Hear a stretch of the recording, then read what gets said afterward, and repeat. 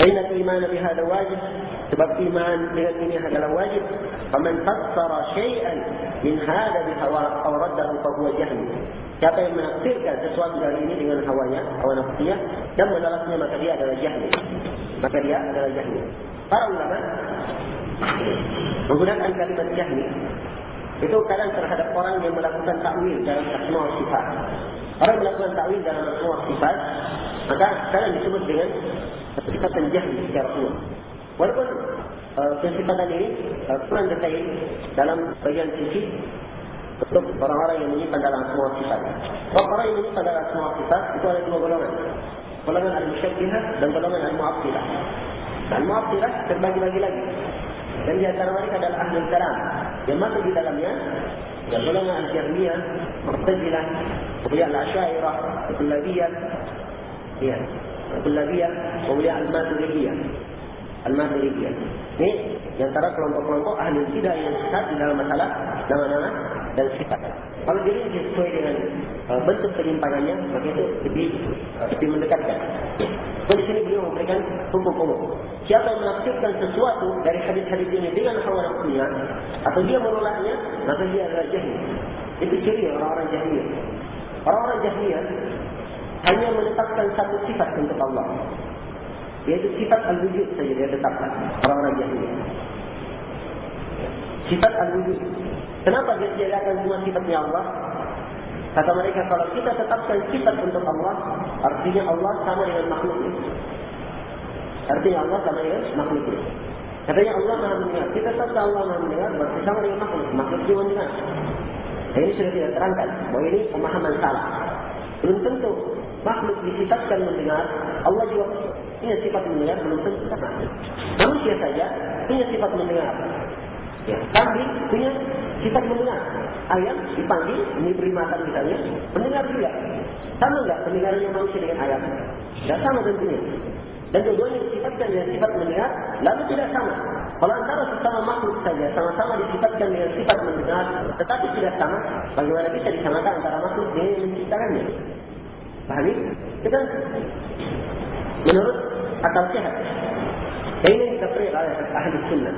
Tapi orang-orang Jahmiyah yang akan yang rusak, dia katakan kalau kita tetapkan sifat, berarti kita menyerupakan Allah dengan makhluknya.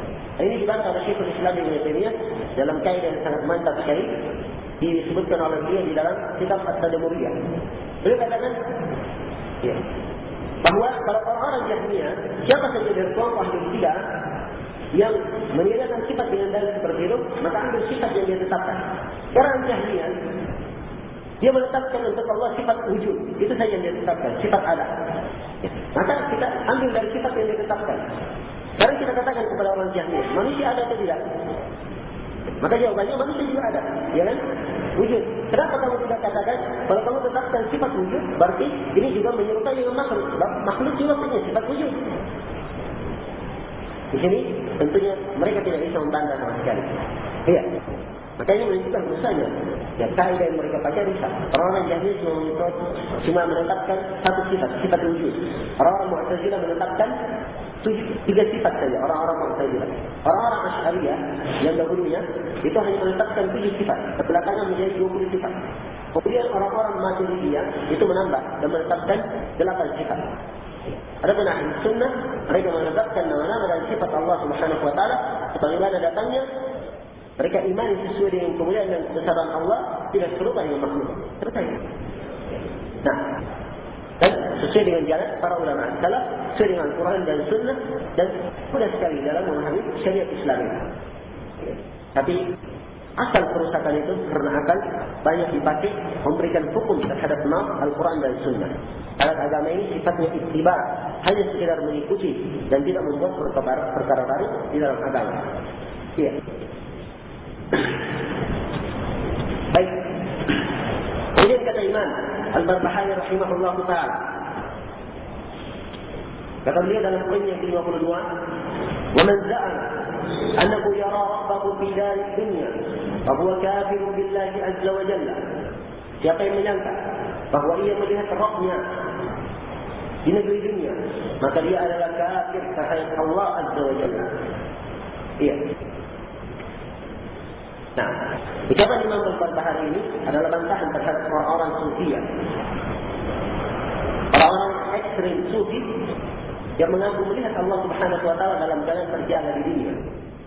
Ini adalah kufur, sebagaimana yang dikatakan oleh beliau. Ya, sebab Allah Subhanahu Wa Taala atau Rasulullah Sallallahu Alaihi Wasallam telah menegaskan dalam hadis yang sangat tegas sekali diriwayatkan oleh Imam Muslim. Beliau, "Ta'lamu annakum lan taraw rabbakum hatta tamutu."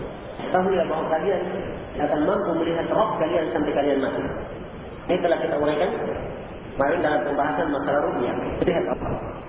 Allah dilihat, yakin oleh Rasulullah, Allah dilihat pada hari kiamat. Ada berapa tempat? Di 2 tempat. Di Arafat yaumul kiamat, di Mauqif pada hari kiamat, dan di surga. Ada pun di dunia dalam keadaan terjaga, tidak ada yang melihat Allah Subhanahu Wa Taala dalam keadaan terjaga. Ini menurut kesepakatan ahli sunnah. Imam Al-Barbahari disini berkata, siapa yang menyangka dia melihat Rabbnya di dunia, maka dia kafir terhadap Allah Subhanahu Wa Taala. Nah, kafir terhadap Allah Subhanahu Wa Taala. Ini penekanan yang disebut oleh Imam Al-Barbahari rahimahullah taala. Adapun melihat Allah Subhanahu Wa Taala dalam keadaan tertidur, kita sudah terangkan bahawa Syekhul Islam berkata, tidak ada yang mengingkari hal ini, tidak ada yang mengingkari mungkinnya kecuali orang-orang Jahmiyah, kecuali orang-orang Al-Jahmiyah. Nah, maka dia tetapkan bahawa mungkin Allah Subhanahu Wa Taala dilihat dalam tidur. Tapi betul dilihat. Ya. Siapa yang melihatnya itu? Dan setiap orang mengaku melihat. Dan setiap orang mengaku melihat. Nah, kalau dia adalah orang yang bermaksiat, orang yang penuh dengan maasi, lalu mengaku melihat, maka ini adalah suatu hal yang dianggap jauh. Nah, suatu hal yang dianggap jauh. Nah, ada pun kalau dia adalah orang saleh dan seterusnya, maka dikatakan mungkin. Ya, kita tidak mengingkari bagaimana itu riwayat dari para a'immah yang salihin seperti Imam Ahmad dan lainnya. Mereka melihat Allah Subhanahu Wa Taala dalam tidurnya. Dan tentunya, ya, namanya melihat Allah itu adalah kemuliaan, dan seseorang berbeda-beda dalam hal tersebut, sebagaimana yang diterangkan oleh para masyayikh, berbeda-beda dalam hal tersebut. Ya, Allah Taala. Kemudian kata beliau rahimahullah, wal fikratu fillahi tabaraka wa ta'ala bid'ah. Qala Rasulullah sallallahu alaihi wasallam, tafakkaru fil khalq wa la tafakkaru fillah. Fa innal fikrata fil rabb taqdahu asy-shakk fil qalb. Kata beliau, dan berfikir tentang Allah Azza wa Jalla itu adalah bid'ah. Sebab Rasulullah sallallahu alaihi wasallam bersabda, berfikirlah kalian pada makhluk dan jangan berfikir kepada tentang Allah. Ya. Berfikir tentang Allah, fikrah tentang Allah itu memberikan syak di dalam hati. Memberikan syak dalam hati. Hadis yang disebutkan oleh Imam Al-Barbahari dilemahkan di bawah oleh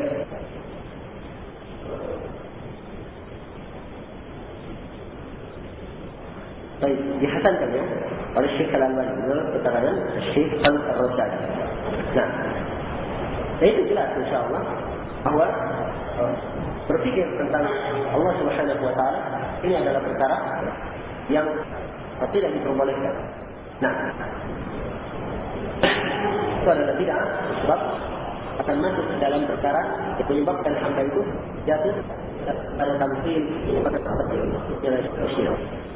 Ada pun apa yang dikabarkan tentang mana-mana sifatnya, sudah cukup. Hal tersebut bagi seorang hamba, dia dengan mengetahui nama-nama dan sifat dan mengetahui ma'aninya, maka dia akan terasa akan ketinggian, besaran dan kemuliaan Allah Subhanahu Wa Taala. Kemuliaan Allah Subhanahu Wa Taala menambah iman seorang muslim dalam hal ini. Kemudian kata beliau rahimahullah, wa'lam, dan ketahuilah, anna al-hawam, sungguhnya al-hawam, al-hawan serangga, wasiba dan asiba binatang buas, wadawa binatang melata, wadawa kulluha nahwu ad-dar wal naman, seperti ad-dar wal naman, naman but, wadubab, dubab lalat, kulluha ma'murah, semuanya diperintah. La ya'maluna syai'an illa bi'iznillah.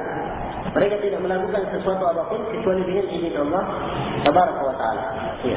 Kecuali dengan izin Allah Al-Qauliyah. Nah, segala sesuatu yang dilakukan oleh makhluk, apa saja dari makhluk itu, ya, demikian pula pada binatang, semuanya itu dengan izin Allah Subhanahu wa Ta'ala. Maksudnya dengan izin Allah Al-Qauli. Bagaimana iradah terbagi dua, iradah syar'iyah, iradah qauliyah, demikian pula izin. Izin ada izin qauli dan ada izin syar'i. Izin qauli, izin syar'i. Ada 12 lafaz kata Syekhul Islam Ibnu Taimiyah yang terbagi dua seperti itu. Ada syar'i, ada qauli. Sini qauli yang merupakan ketentuan dari Allah Subhanahu wa Ta'ala. Jadi semuanya tidak lepas dari ketentuan Allah Subhanahu wa Ta'ala. Ya, semuanya dengan ilmu Allah Subhanahu wa Ta'ala. Tidaklah mereka melakukan suatu gerakan apapun kecuali dengan izin Allah Subhanahu wa Ta'ala, dengan ilmu Allah Subhanahu wa Ta'ala. Kemudian kata beliau, wal imanu bi anna Allah tabaraka wa ta'ala qad alima ma kana min awwal ad-dahr wa ma lam yakun wa mimma huwa kain ahsahu Allah wa addahu adda wa man qala innahu la ya'lam ma kana wa ma huwa kain faqad kafara billahi al-'azim. Kata beliau, dan juga mengimani bahwa Allah Tabaraka wa Ta'ala telah mengetahui apa yang telah terjadi dari awal masa, dari awal adanya manusia. Wa ma lam yakun, dan Allah tahu apa-apa yang tidak terjadi. Mimman huwa kain, dari apa-apa yang ada ini. Ahfazullahu, Allah telah menghitungnya, wa adda, dan telah dipersiapkan dengan persiapan, atau dihitung dengan suatu penghitungan yang benar-benar. Dan siapa yang berkata inna la ya'lam, sungguhnya Allah tidak mengetahui maka wa ma huwa kain, apa yang datang, apa yang telah terjadi dan apa yang akan terjadi. Siapa yang mengatakan seperti itu, Allah tidak tahu apa yang terjadi dan apa yang akan terjadi, maka hukumnya faqad kafara billahi al-'azim. Dia telah kafir kepada Allah yang Maha Agung. Nah, Allah Subhanahu wa Ta'ala itu Maha tahu apa yang telah terjadi dan Maha tahu apa yang akan terjadi. Nah, Maha tahu apa yang akan terjadi dan Maha tahu apa yang tidak terjadi.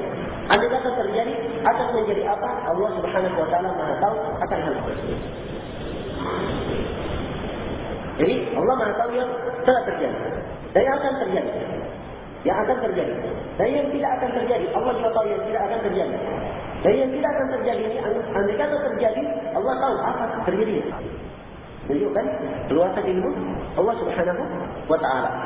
Sebutkan dalam ayat-ayat Al-Quran, seperti dalam firman-Nya, "Walau ruddu la'adu lima nuhu anhu." Ketika mereka dikembalikan, mereka akan balik lagi melakukan perbuatannya. Ini belum dikembalikan. Jadi Allah tahu kalau mereka dikembalikan, pasti akan kembali lagi. Nah, Allah tahu. Demikian pula di ayat yang lain tentang orang kafir, "Walau alima Allahu fihim khairan la asma'ahum." Andai kata Allah tahu pada mereka ada kebaikan, maka Allah akan memperdengarkan kepada mereka. Walau asma'ahum, andai kata Allah memperdengarkan kepada mereka, tatawallaw wa hum mu'ridun. Pasti mereka akan berbalik, mereka dalam keadaan belakang. Ya. Demikian pula tentang orang-orang munafikin. Jadi Allah tahu apa yang tidak terjadi. Andai kata yang tidak terjadi, bagaimana terjadinya? Allah Maha tahu tentang itu. Tentang sifat kaum munafikin yang tidak keluar di perang Tabuk, Allah Subhanahu wa Ta'ala berfirman, "Walau aradu al-khuruja la a'addu lahu 'uddah." Andai kata mereka ingin keluar untuk perang, tunggu mereka telah menyiapkan persiapan. Walakin karihullahu bi'athahum. Akan tetapi Allah tidak senang. Akan tetapi Allah tidak senang mereka itu berangkat. Asabbaqahum, maka dibuatlah mereka putus semangat, tidak mempunyai keinginan untuk berangkat. Wa qila qa'udu ma'al qa'idin. Yang dikatakan kalian duduklah kamu bersama orang-orang yang tidak berangkat. Lau kharaju fikum, andai kata mereka keluar bersama kalian, ma zadukum illa khabala, maka tidak menambah kalian kecuali khabala, kehilangan. Demikian keadaan. Dan Allah Subhanahu wa Ta'ala Maha mengetahui soal tersebut. Andai kata mereka keluar, ya maka akan menambah kalian fadail. Nah, dan ini dari keluasan ilmu Allah Subhanahu wa taala. Maha sempurnanya ilmu Allah Subhanahu wa taala. Iya. Dan siapa yang mengingkari ini, maka dia telah kafir kepada Allah Al-Azim. Iya. Ini berkaitan dengan masalah takdir, dan kita dengan takrir mazhab ahli sunnah dalam masalah takdir. Akan datang dari poin khusus berkaitan dengan masalah takdir. Tentang orang-orang qadariyah ekstrim, mereka mengingkari ilmu Allah. Jadi suatu terjadi, nanti setelah terjadi baru Allah tahu. Ini kata orang-orang qadariyah zaman dahulu. Dan dengan pemikiran mereka ini dianggap kafir luar dari Islam, sebab mengingkari ilmu Allah. Dan qadariyah terbagi dua. Ya, ada qadariyah bulat, qadariyah ekstrim, dan ada qadariyah belakangan yang lebih dikenal dengan nama Al-Mu'tazilah. Mereka qadariyah yang menafikan al-kidawah dan mengingkari khalqu af'alil ibad. Sebagaimana yang kita akan terangkan di bab takdir insyaallah taala. Jelasan tentang masalah takdir. Pendapat nanti di bab takdir.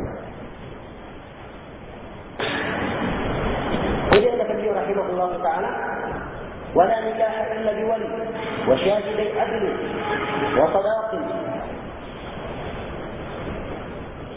wa sadaqin qalla aw kathur man lam yakun lahu waliyyun fas-sultan waliyyu man la waliyya lahu."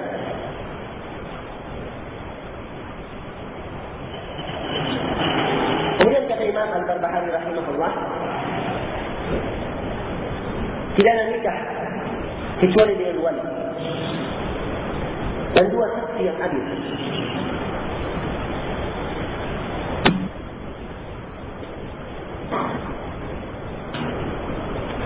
Tidak ada nikah kecuali dengan wali atau dua saksi yang adil. Wali yang diinginkan itu adalah wali perempuan. Walinya dari pihak laki-laki. Jadi menikahkan dia bukan dari pihak perempuan, dari pihak laki-laki. Ayahnya, kakeknya, anaknya, anak laki-lakinya, atau cucunya, kalau memang sudah punya cucu, laki-laki, atau saudara kandungnya dari satu ayah satu ibu, atau saudara kandungnya dari satu ayah saja, atau pamannya dari ayahnya, atau anak pamannya. Nah, kemudian anak paman dari ayahnya, atau pada al-hafiz. Itu wali-wali yang kita sebutkan. Nah, itu wali. Tidak ada nikah kecuali dengan wali. Wa syahidai adil, dan dua saksi yang adil. Wa qadar, dan dengan mahar. Jadi harus ada wali, ada dua saksi, dan ada mahar. Ya. Ada mahar.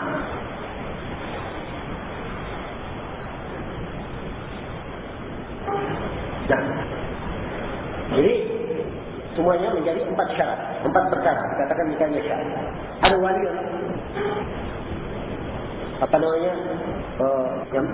yang mensyahkan akad nikah. Kemudian ada calon suaminya yang menjadi yang diikat untuknya akad, dibuatkan untuknya akad. Kemudian yang ketiga ada dua saksi, yang keempat ada maharnya. Ini syarat syahnya nikah. Baik. Ya. Dikatakan mahar qalla aw kathur. Maharnya sedikit maupun banyak. Maharnya sedikit maupun banyak, syah nikahnya. Syah nikahnya. Kita akan sebutkan nanti dari ini. Wa man lam yakul lahu waliyyun, siapa yang tidak punya wali? As-sultan waliyyu man la waliyya.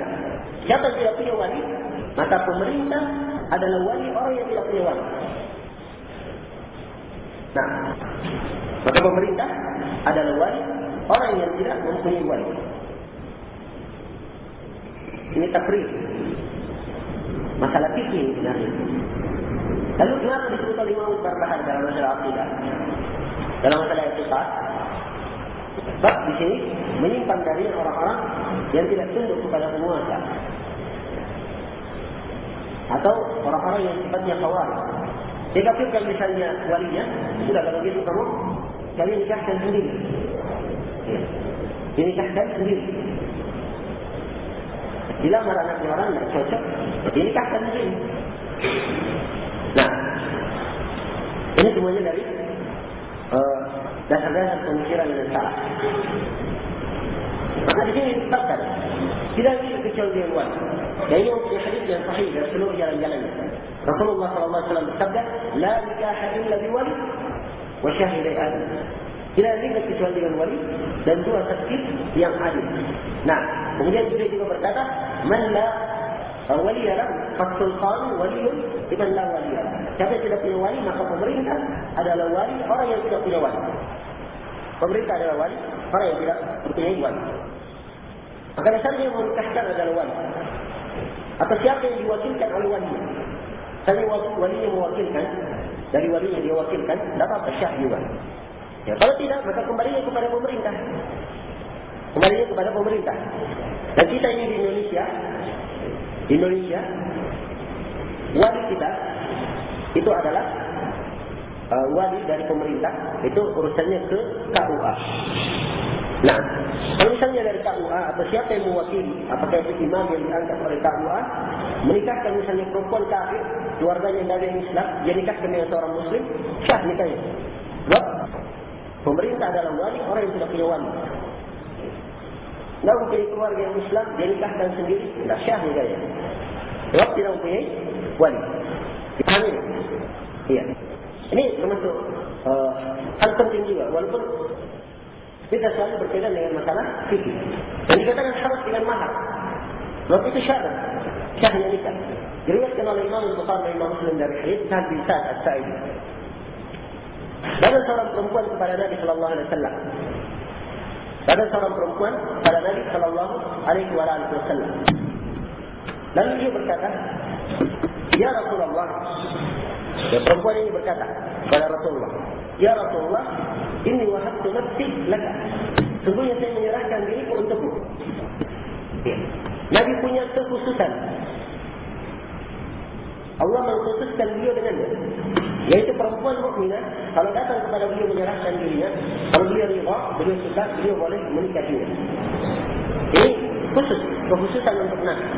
Dia diberikan kepada yang lainnya. Nah, baik.